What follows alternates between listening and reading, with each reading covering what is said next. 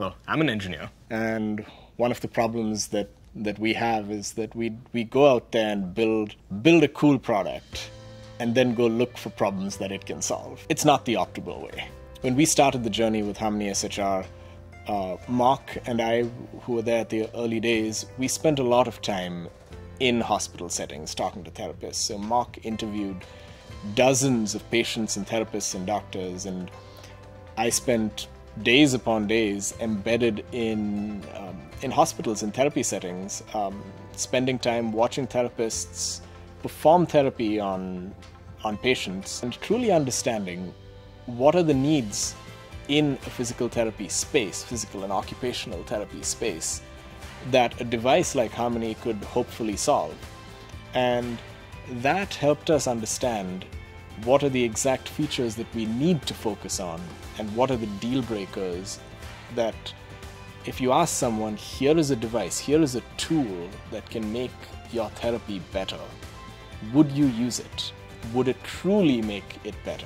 When this robot rolls into a clinic, you could be training up a new therapist in a matter of hours, and when you get a patient into the device for the first time, they are running and performing therapy in a matter of minutes. Every minute that you spend on setup, every minute that you spend on getting a person into the robot is a minute less of therapy that you can do.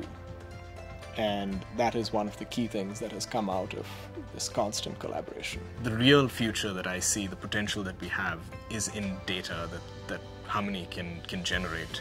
We have on this robot, in its current form, has over 80 sensors, and each of them can gather samples at over, up to 2,000 times a second. It could tell you how much is someone's muscle strengthening over time, how much neuroplasticity is happening, how is your injured nervous system healing or responding to therapy. It can be used in many industries outside of healthcare.